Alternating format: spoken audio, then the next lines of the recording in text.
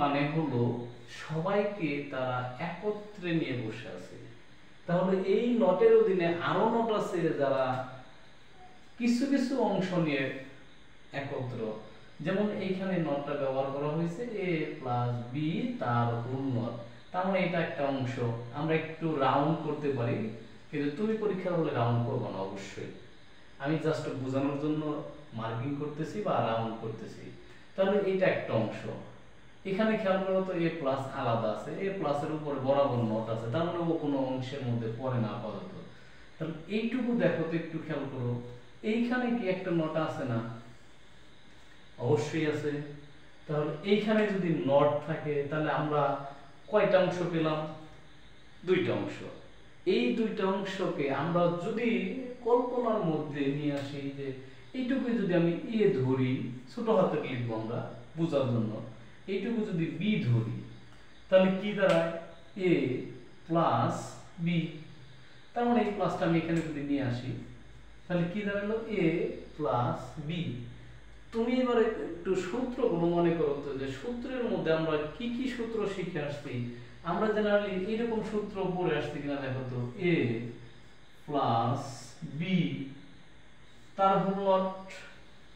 অবশ্যই আমরা এটা পড়ে আসছি। যদি তোমার জানা না থাকে অবশ্যই তুমি একটু সূত্রগুলো স্মরণ করো, অথবা হলো সূত্রগুলো একটু পড়ে আসতে হবে। তাহলে এইরকম যদি আমরা দেখি, সেই ক্ষেত্রে আমরা কি সূত্র প্রয়োগ করি? সেই ক্ষেত্রে আমরা সূত্র প্রয়োগ করি হলো, এইখানে সমান সমান দিতে পারি, বা এখানে আমরা লিখে দিই এ নট ইনটু বি নট। এটা একটা ডি মর্গানের সূত্র। আমরা যোগের ক্ষেত্রে গুণ ব্যবহার করি এবং গুণের ক্ষেত্রে যোগ ব্যবহার করি, এবং ওই নটটাকে ভেঙে দিয়ে তারপরে আমরা ক্যালকুলেশন বা সমাধান করে থাকি। তাহলে দেখো তো, এইটুকু যদি এ ধরা হয়, এইটুকু যদি বি ধরা হয়, এ প্লাস বি তার whole not, A plus B তার হোল নট, একই রকম। তাহলে অঙ্কটা কঠিন হলো কিভাবে? আমরা এখন ইজিলি কাজটা করে ফেলবো। এইটুকু মুছে দিই, অঙ্কের মধ্যে এটা রাখা যাবে না। আপাতত হলো এই রাউন্ড কিন্তু করা যাবে না, বোঝার জন্য বা বুঝে নেওয়ার জন্য। তাহলে এইটুকু যদি এ হয়, আমি বড় হাতে লিখবো, এ নট প্লাস বি নট, আগের একটা নট ছিল, আমরা এইটুকু সম্পূর্ণ মিলে কিন্তু এ ধরছি। তার মানে এ ছিল, এ নট আসছে, কোন নট আসছে? ওই উপর নট, অর্থাৎ এখানকার উপরে নট আর এখানকার উপরে নট সেম ক্যাটাগরি। তাহলে একটা নট ছিল এখানে, তাহলে আরেকটা নট ওইটা ভেঙে দেওয়ার পরে আসছে। খেয়াল করো, এইখানে নটটা ছিল মানে হলো আমরা এটাকে ভেঙে দিয়ে এ নট নিয়ে আসছি। এইখানে কিন্তু দুইটা নট, এ নটের উপর এ নটও ছিল, আবার তার উপর আরেকটা নট ছিল, সেই নট একটা, আর এই নটটাকে ভেঙে নিয়ে আসছি এখানে। আশা করি বুঝতে পারছি। এরপরে এইখানে যোগ চিহ্ন, দেখো তো এখানে যোগ চিহ্ন আছে কিনা? যোগ চিহ্ন, যোগ চিহ্ন জায়গায় আমরা ভেঙে দেওয়ার পরে কি করছি? গুণ চিহ্ন দিলাম, গুণ চিহ্ন। এরপরে আমাদের বি, বি কি আছে? এ প্লাস বি নট, এমনকি ওই নট মানে হলো এই নটটাকে ভেঙে নিয়ে আসি। তাহলে আমাদের কয়টা অংশ হয়েছে? দুইটা অংশ। আমরা এখানে কি এই সূত্রটা লিখে দিতে পারি না? অবশ্যই পারি। যেহেতু এটা কিভাবে আমরা প্রয়োগ করলাম সেটা আমাদের একটু লিখে দিতে হবে বা আইডেন্টিফাই করে দেবো স্যারকে ইন্ডিকেট করার জন্য।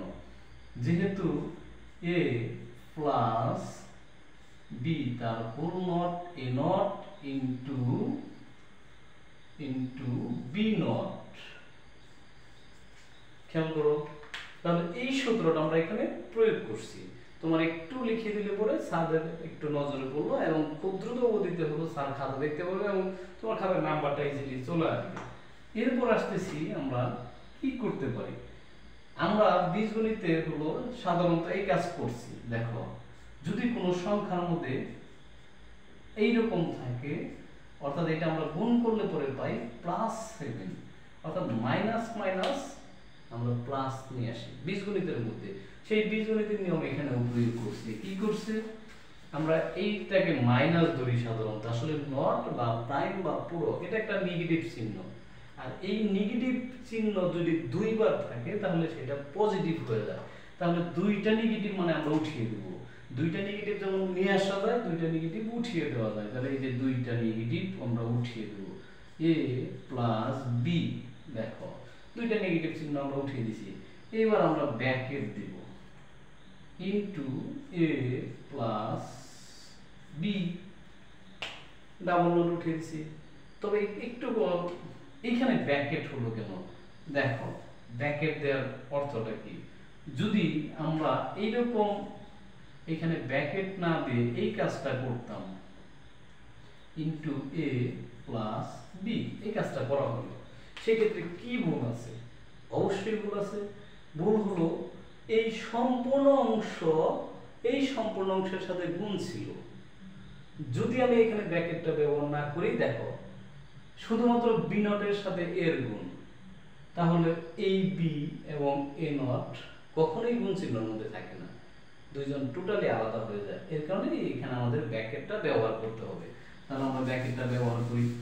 ব্র্যাকেট ব্যবহার করার পর আমাদের যে কাজ, এই এ নট দিয়ে দুইটাকে গুণ করব, A not into A plus plus চিহ্ন, এ নট দিয়ে এটাকে গুণ করব, এ নট বি। খেয়াল করো, এই এ দিয়ে আমি দুইটাকে গুণ করতেছি, এখনো কিন্তু বি রয়ে গেছে, তার মানে এই বি দিয়েও আমরা দুইটাকে গুণ করব। এটার সামনে প্লাস চিহ্ন, প্লাস বি নট দিয়ে এর গুণ করো, এটা আমরা সাজিয়ে লিখি এ বি নট। আশা করি বুঝতে পারছি। প্লাস এই বি নট দিয়ে বি রে গুণ করো, বি নট আগে নিয়ে আসো, বি। এইখানে আমরা আরেকটা কাজ করতে পারি, সেটা হলো আমরা একটা সূত্র অবশ্যই মনে করতে পারি। দেখো তো এই সূত্রটা মনে পড়ে কিনা, এ নট ইনটু এ সমান সমান 0।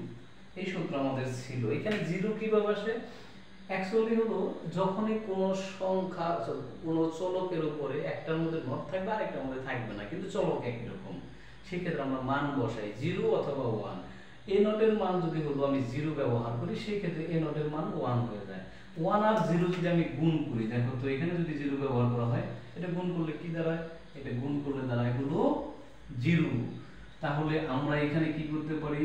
0 বসাইতে পারি, plus A not B plus A B not plus, এটাও ঠিক সেম ক্যাটাগরি 0। আমরা এই সূত্রটা প্রয়োগ করলাম। এখানে তুমি লিখে দিতে পারো,